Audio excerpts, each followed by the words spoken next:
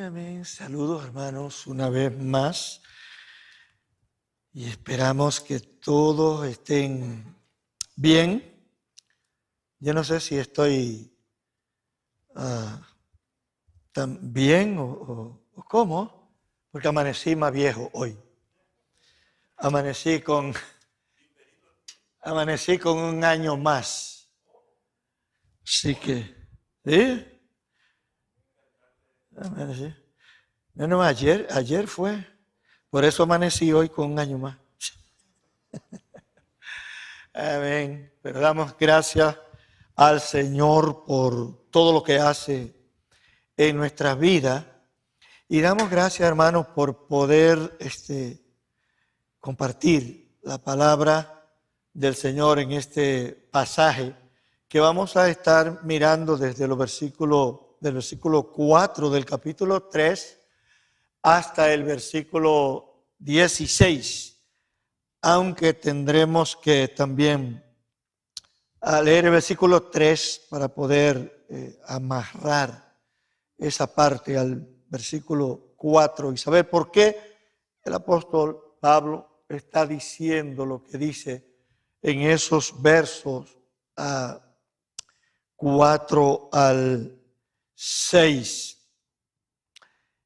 Un pasaje, corto pasaje, que hemos intitulado Entender que ninguna obra de la carne puede satisfacer la justicia de Dios. Todo esto hemos estado pensando cómo poner un título a esta lección, a esta exposición que vamos a hacer hoy. Y hay un tema que está en la Biblia de las Américas, que es por cierto, la que tengo acá, que uso acá, y que tiene que ver exactamente con lo que dice este capítulo 3. Y es que habla ahí del valor infinito de conocer a Cristo. Ese gran valor que hay en que podamos conocer a Cristo. Pero cuando nosotros entramos en la exposición de este pasaje, nos damos cuenta que hay allí un proceso que el apóstol Pablo está desarrollando, está compartiendo con esta iglesia y se trata de crecimiento. Pablo está hablando allí de una manera que está tratando de enseñar a esta iglesia cómo nosotros debemos entrar, no temer, incluso respetar ese proceso hacia la madurez en Cristo. ¿Y por qué todo esto? Porque para llegar a la meta que Pablo está diciendo al final, lo que él le llama la perfección, que sabemos no se refiere a llegar a la perfección absoluta aquí en este mundo, sino que lo que Pablo está diciendo o está hablando de llegar a parecerse tanto a Cristo, de llegar a una etapa en su vida relacional con Cristo que se parezca tanto al Señor Jesucristo que se le puede llamar, que el discípulo, el creyente, le pueda decir, gloriarse en el Señor de que ha llegado a la madurez, ha llegado a la perfección, ha llegado a parecerse a Cristo de tal manera que después de recorrer por toda una vida de relación con el Señor, pues todos los vituperios que se pasa a veces, que no tenemos que ser pastor ni muy identificado completamente con la obra del Señor. Basta con que hayamos nacido de nuevo y que conozcamos al Señor realmente para que el enemigo se ensañe con nosotros y de alguna forma pues tengamos que pasar por diversas pruebas, como dice el apóstol Pedro. Y Pablo está hablando de su propia vida. Y lo primero que vemos aquí es esa parte que él exhorta, pero simplemente lo hace exponiendo, conversando gráficamente con esta iglesia en Filipo. Y es que, hermanos, cómo nosotros debemos entender, aceptar, estar convencidos de que no puede haber ninguna obra que pudiera satisfacer la justicia de Dios, aparte de la obra que Cristo hizo en la cruz. Aparte de la obra de Cristo en la cruz, no hay ninguna obra que ningún humano, ninguna persona pueda hacer que satisfaga la justicia de Dios. Nadie puede satisfacer las demandas de Dios por medio de esfuerzos personales. Es lo que vemos en estos versículos. Y vamos a leer desde el 3 hasta el 6. Y Pablo dice, porque nosotros somos la verdadera circuncisión, que adoramos en el Espíritu de Dios y nos gloriamos en Cristo Jesús, no poniendo la confianza en la carne, aunque yo mismo podría confiar también en la carne.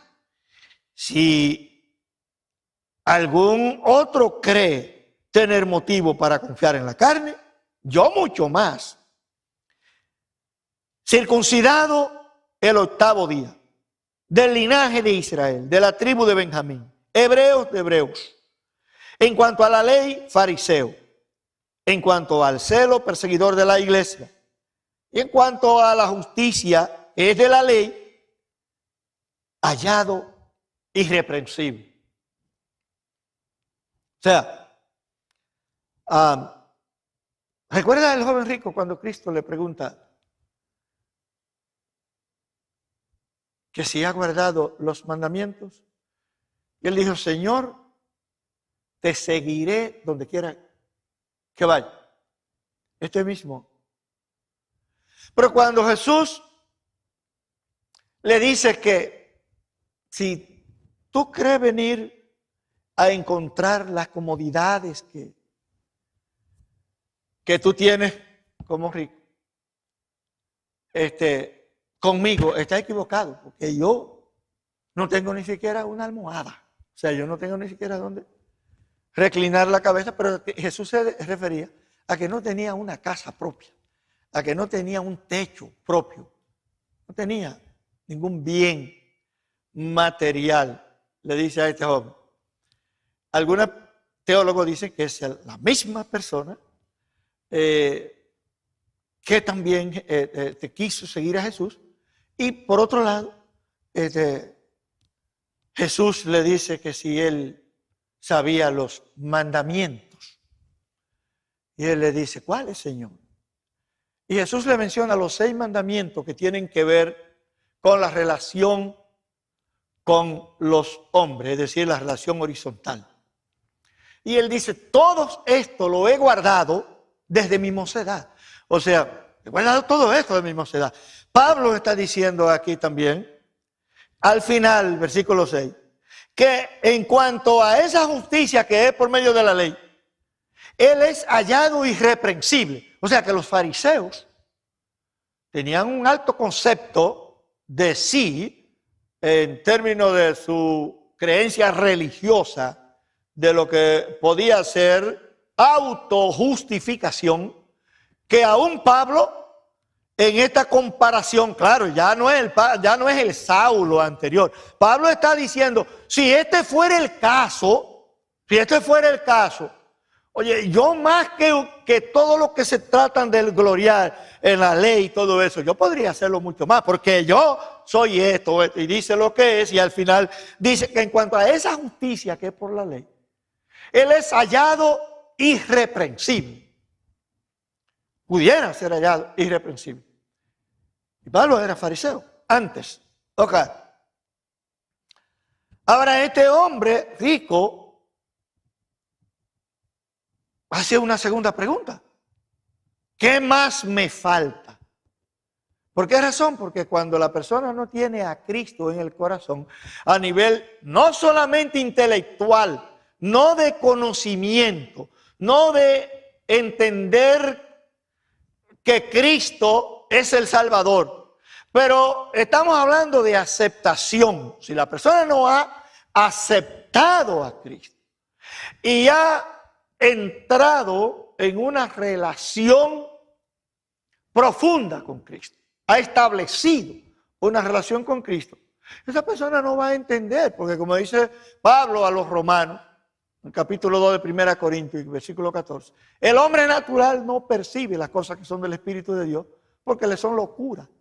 No la puede entender, porque se han de examinar espiritualmente. Y este hombre le dice al Señor, ¿qué más tengo que hacer? Jesús le dijo, vende todo lo que tiene, dalo a los pobres y sígueme. La Biblia dice que este hombre se fue triste porque sus bienes eran muchos. Lo que quiero establecer una comparación entre este hombre y Pablo, que era un fariseo de fariseos, pero estamos frente a un personaje bíblico que no solo conoció al Señor Jesucristo, aceptó a Cristo incondicionalmente, pero también se sometió a vivir conforme las demandas del Rey, es decir, de Cristo. Se sometió a esto. Entonces, Pablo, había allí un problema, está claro. Sabemos que había un problema en Filipo. Algunos judaizantes habían entrado allí, habían contaminado el pensamiento bíblico, la creencia de esta iglesia. Y parece que algunos habían aceptado la doctrina judaizante y estaban gloriándose en todos sus rituales y en que ellos guardaban los mandamientos, en que ellos hacían todo esto. Y Pablo quiere corregir esta parte porque quiere hacer entender en primer rango de que no hay manera que el hombre pueda hacer nada en lo absoluto que pudiera satisfacer la justicia de Dios.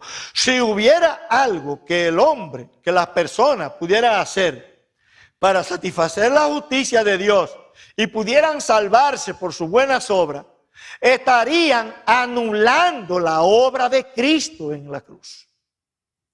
En otras palabras, la obra de Cristo hubiera sido innecesaria.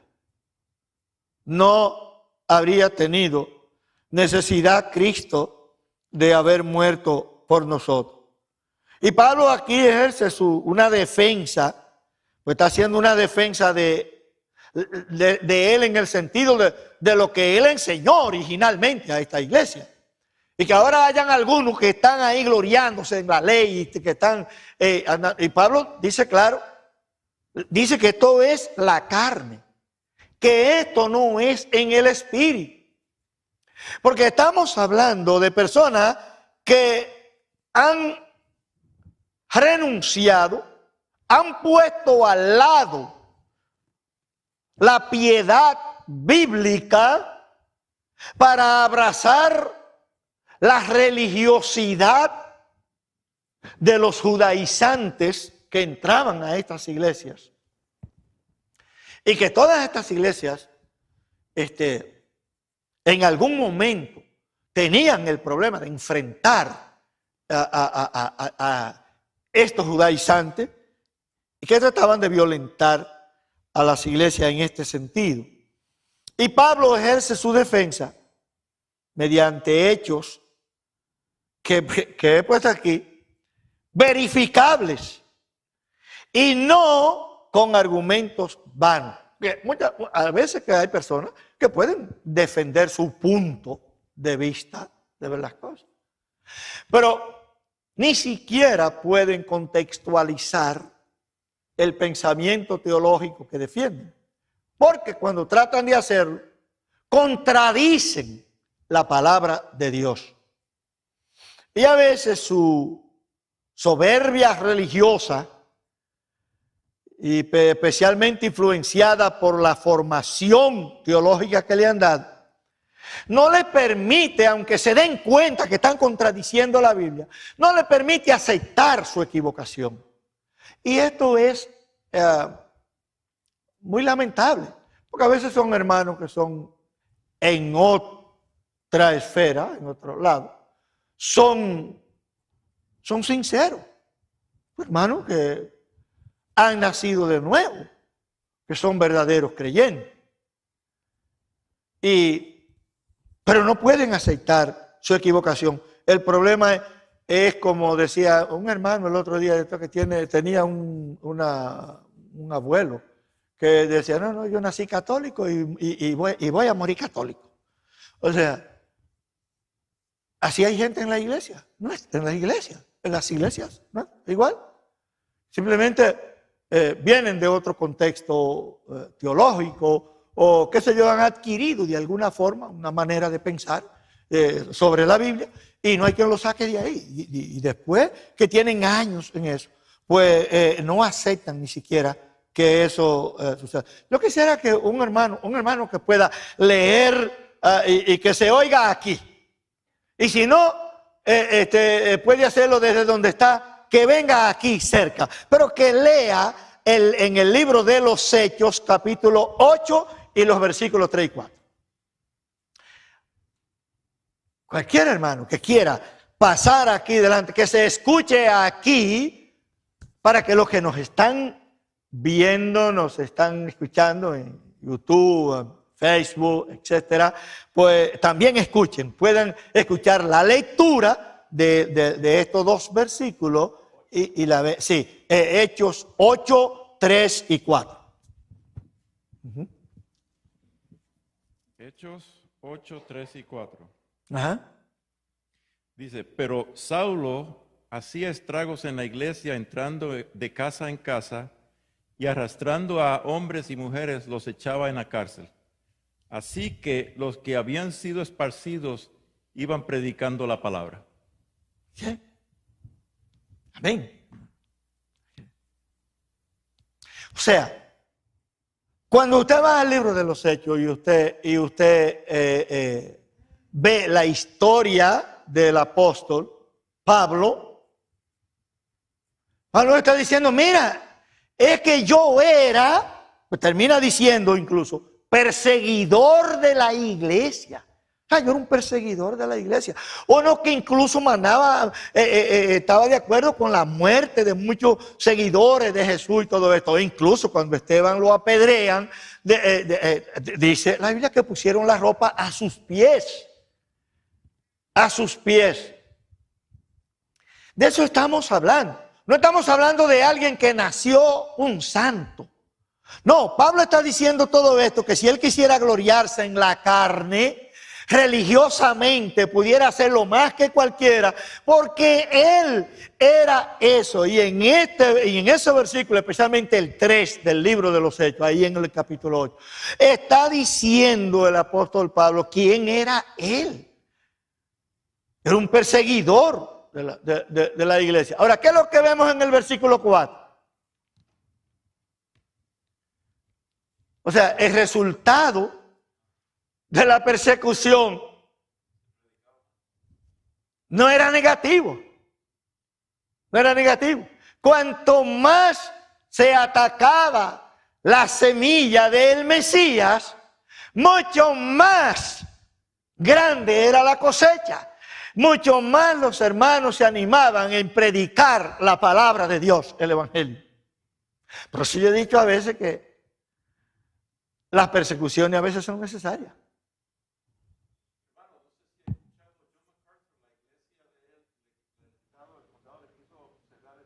Sí.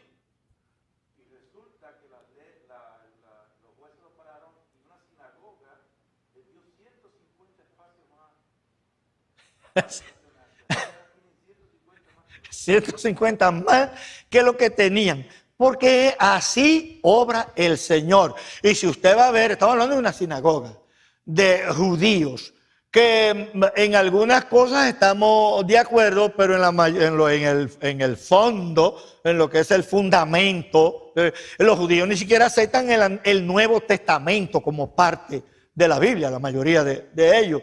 Sin embargo, Dios lo usa para hacer esta obra, para dar esto. O sea, Dios bendice a sus hijos de esa manera. O sea, y eso es lo que queremos establecer en esta noche, porque es lo que Pablo está diciendo. Entonces, cuando Pablo dice esto, y que yo digo que es verificable, que no son argumentos vanos, porque una gente puede andar dando testimonio por ahí, hablando muchísimas mentiras, de que le pasó esto, muchísimas cosas pudieran estar diciendo, o cosas que fueron menores y que luego la exageran y la cuentan como que, óigame, estuvieron hasta colgando en un árbol, algo así. Y no es verdad, son mentiras. Ahora nosotros vemos a un Pablo, por toda parte en el Nuevo Testamento y especialmente en el libro de los Hechos, ¿quién era realmente Pablo?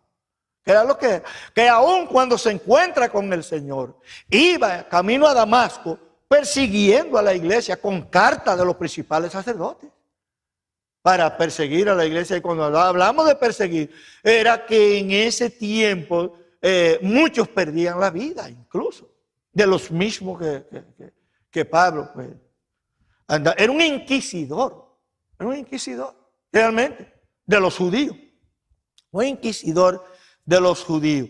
Y eso es lo que el apóstol está haciendo aquí, que defendiendo, hermano, el evangelio de la gracia. Es lo que está haciendo el apóstol aquí, defendiendo el evangelio de la gracia de Dios, y está haciendo entender que con ninguna obra que pudiera hacer el hombre va a satisfacer la justicia de Dios, porque ya Cristo la satisfizo cuando dio su vida por cada uno de nosotros en la cruz.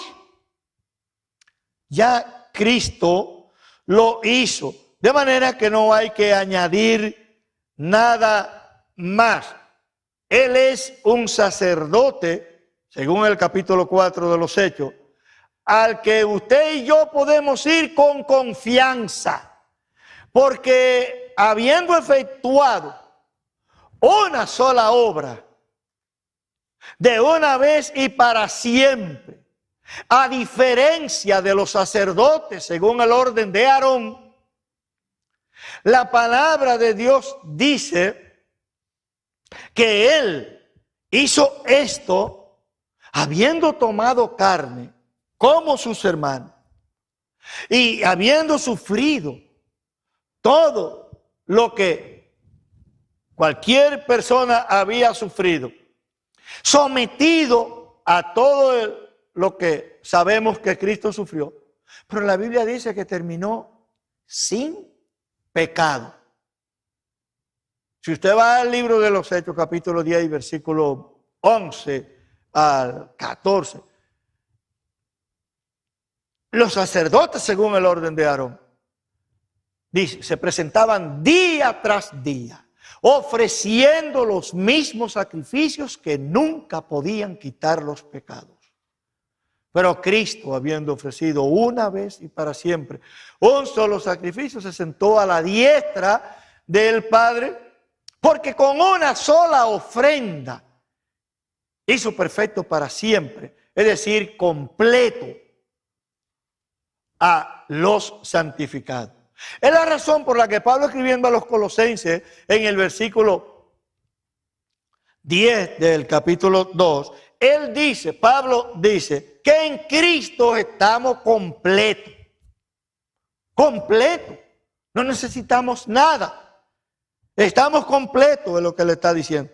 Y Pablo dice que lo que los judíos hacían, lo que los fariseos hacían, era en la carne, no en el espíritu.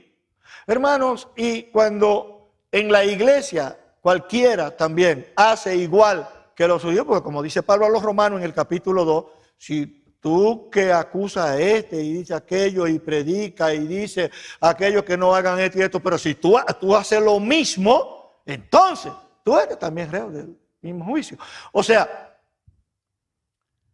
nosotros sabemos que también en la iglesia pues hay los que son hermanos que son piadosos, pero muchos hermanos se rigen por la religión y no por la piedad. ¿Entiendes? Y la religión,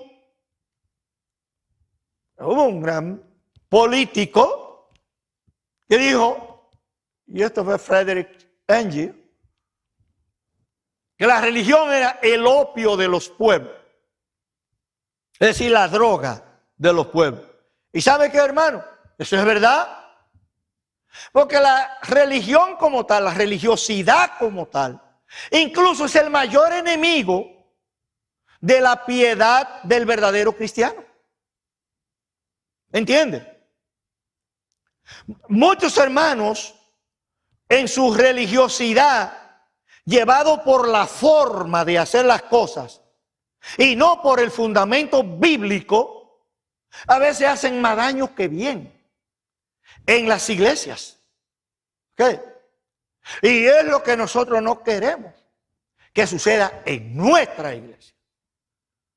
Nosotros queremos, hermanos, a creyentes que sean verdaderos discípulos de Cristo, que anden como Cristo anduvo, que entiendan que no son las reglas de los hombres y los reglamentos de los hombres y el ritual que pudieran mantener todo el tiempo lo que agrada a Dios. No es eso lo que agrada a Dios. Lo que agrada a Dios es la obediencia, es la sumisión. Es cuando nosotros, pensando en el carácter santo de Dios, actuamos de tal manera que agradamos a Dios. Recuerde cuando la palabra, cuando habla de la voluntad de Dios. ¿Qué es la voluntad de Dios? Pues vemos que dice la Biblia que es lo que es bueno, lo que es agradable y lo que es. ¿Qué más? Lo que es bueno, lo que es agradable al Señor y qué más. A mí se me fue de la mente, olvídalo. Tienen que decírmelo. Porque no lo recuerdo ahora. Tienen que decírmelo. Donde habla de la buena voluntad de Dios, agradable, y me recordé ahora. ¿Y qué más? Y dice, y perfecta. La palabra perfecta ahí se traduce completo, lo que es completo. Eso es piedad, cuando nosotros tomamos en cuenta esto. El fruto del Espíritu, amor, gozo, paz, paciencia, benignidad, bondad, fe, mansedumbre y dominio propio. 9 formas de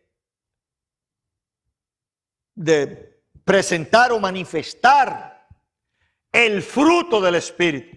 Fíjense que cuando habla de eso en Gálatas 5, no dice los frutos del Espíritu, dice el fruto del Espíritu. En singular, no es los frutos del Espíritu, es el fruto. Y ese fruto del Espíritu es manifestado en el creyente en 9 virtudes que cuando vivimos una vida piadosa, no religiosa, entonces nosotros manifestamos. Y cuando nosotros vivimos de esa manera, estamos, hermanos, en la voluntad de Dios. ¿Qué es lo que es bueno? ¿Y qué es lo que es bueno? Hermanos, todo aquello cuyo único propósito al hacerlo la persona es glorificar a Dios, la gloria de Dios. Eso es bueno delante de Dios. Lo que usted hace con el único propósito de la gloria de Dios. ¿Qué es agradable? De lo que estábamos hablando hace un rato. Es agradable, hermano, todo lo que usted hace que se conforma al carácter santo de Dios. Eso es agradable. ¿Qué es perfecto, hermano? Pues es perfecto todo aquello que usted hace o decide que está dentro de lo que es el contexto bíblico de Génesis hasta Apocalipsis. Cuando lo que usted hace, usted puede decir que es respaldado por la palabra de Dios sin contradicción. Eso es perfecto. No lo que usted hace como persona y según sus argumentos o según lo que usted piensa, según su punto de vista. Eso no vale nada, hermano. No vale nada, creo. No vale nada. Bien. Lo que importa es lo que Dios ha dicho. Eso es lo que importa. En segundo lugar, que un cambio de mente en el aprecio de valores, en apreciar, como apreciamos los valores, muestra el lugar del corazón del creyente. Un cambio de mente en la apreciación de los valores muestra dónde está nuestro corazón. ¿Dónde está nuestro corazón? Mire lo que dice los versículos 7 al 9. 7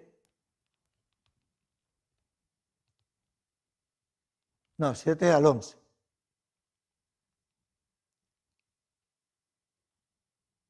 Pero todo lo que para mí era ganancia, o sea, Pablo está diciendo, miren, si yo fuera a gloriarme, yo me gloriaría porque yo soy esto, y ustedes saben que yo era esto y esto. Y todo, Pablo está diciendo, haciendo un retrato de quién era él, de lo que era él, terminando con como perseguidor de la iglesia y todo esto. Y entonces continúa, pero, ahora hay un pero, hermano Matos, que es ¿sabe lo que yo estoy diciendo ahora?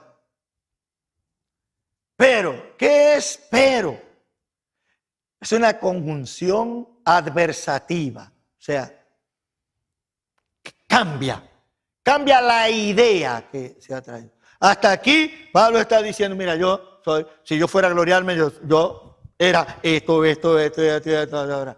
Pero, es decir, ahora la cosa cambia. Pero, ¿qué dice Pablo? ¿Qué es lo que sucede ahora? Todo lo que para mí era ganancia, lo he estimado como pérdida por amor de Cristo.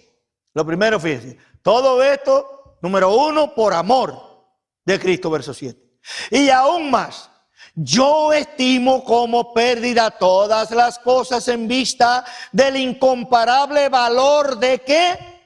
De conocer a Cristo Jesús, mi Señor, por quien lo he perdido todo y lo considero como basura a fin de ganar a Cristo y ser hallado en él, no teniendo mi propia justicia derivada de la ley, sino la que es por la fe en Cristo, la justicia que procede de Dios sobre la base de la fe, y conocerle a él, el poder de su resurrección y la participación en sus padecimientos, llegando a ser como Él en su muerte. ¿A fin de qué? A fin de llegar a la resurrección de entre los muertos.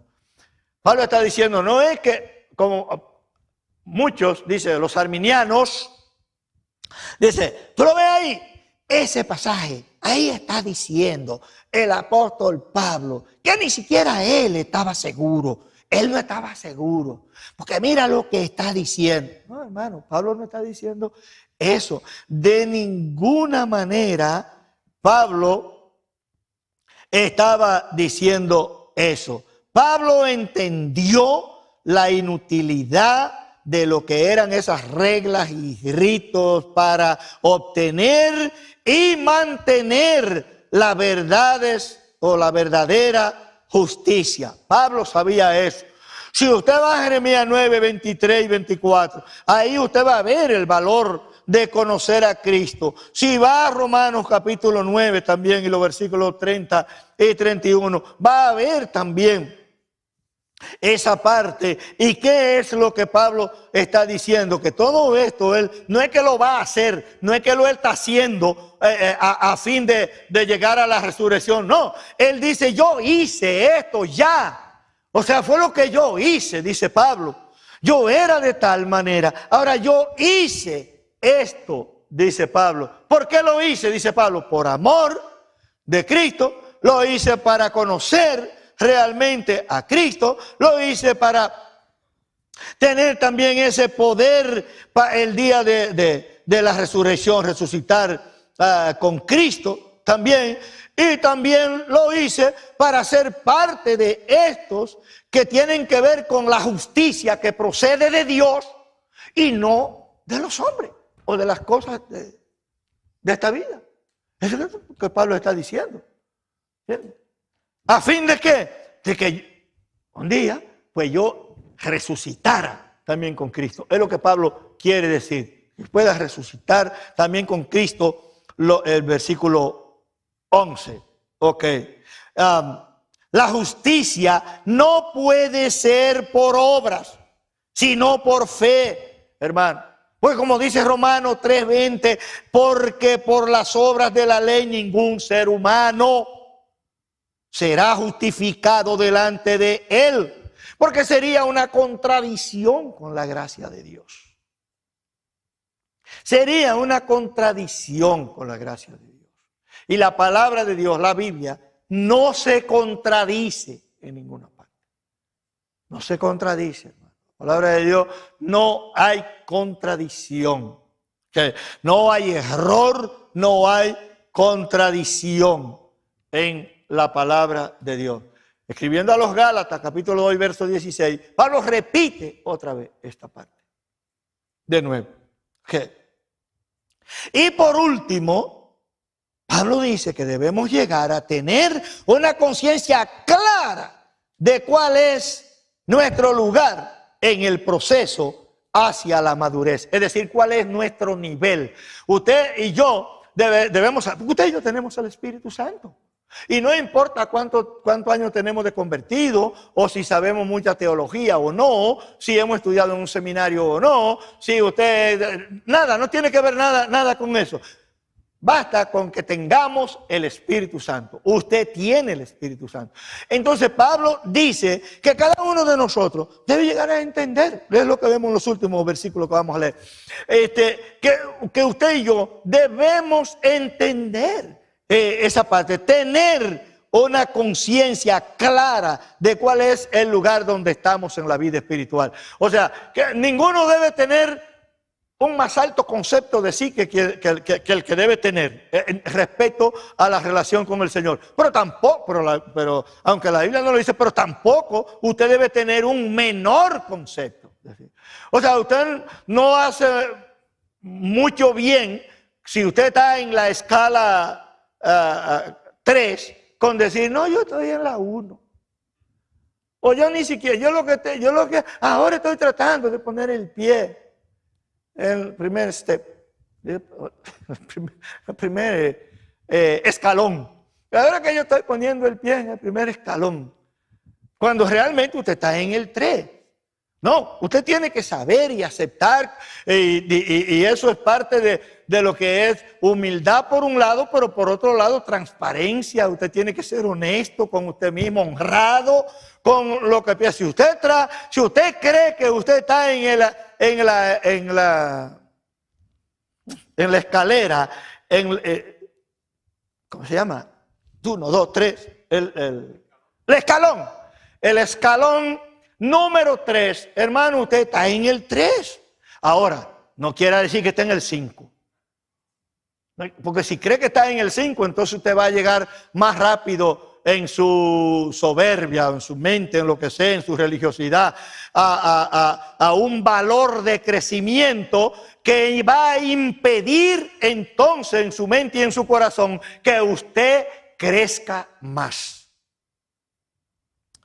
Y los versículos dicen así: no que ya lo haya alcanzado o que ya haya llegado a ser perfecto, es decir, completo. La palabra es maduro, sino que sigo adelante a fin de poder alcanzar aquello para lo cual también fui alcanzado por Cristo Jesús. Hermanos, yo mismo no considero haberlo ya alcanzado.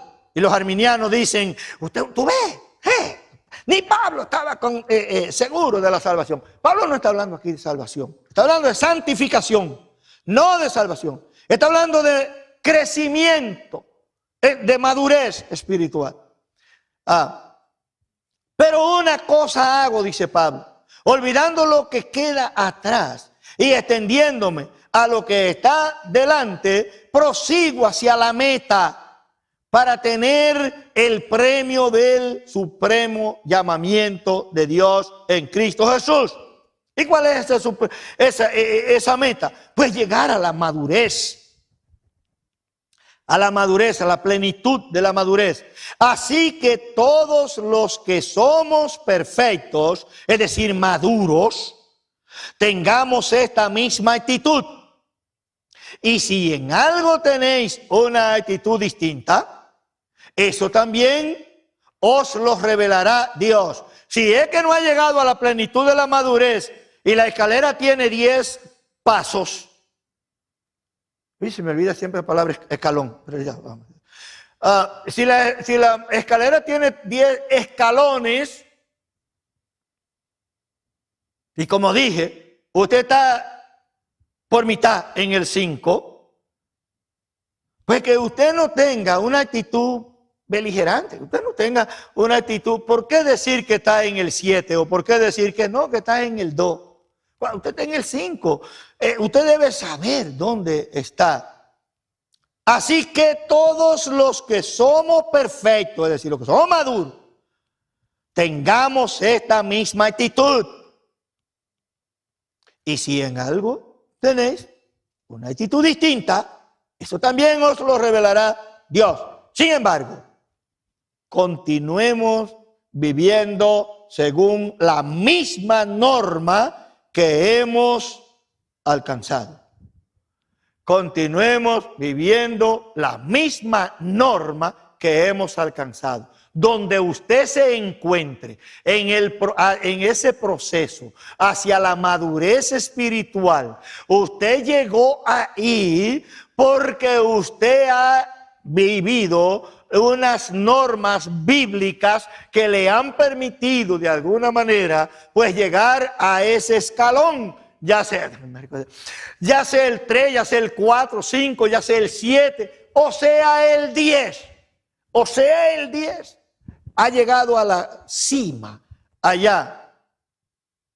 ¿Y qué es lo que dice Pablo? No importa en dónde usted esté, en cuál paso usted esté, donde usted esté, acéptelo, vívalo, siga viviendo conforme usted ha vivido en su vida de relación con el Señor hasta aquí, para que continúe en espiral hacia arriba, creciendo. Siga la misma norma, no la cambie, no se devuelva. Por el contrario, incorpore otras que pudieran ayudarle a continuar creciendo mucho más. Pablo no habla en este pasaje, como dije, de perseguir la salvación.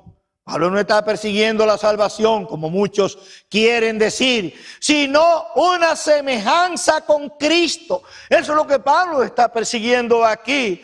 Esa semejanza con Cristo, que era su manera de verlo como perfección. Para Pablo, llegar a la semejanza con Cristo, a esa semejanza con Cristo, era como si hubiera llegado a ser perfecto. Era si hubiera llegado a completar su meta. Cuando usted llega al punto que se ha trazado para ir, es como si hubiera llegado. Y Pablo nombra esta parte como si hubiera sido llegar a la perfección.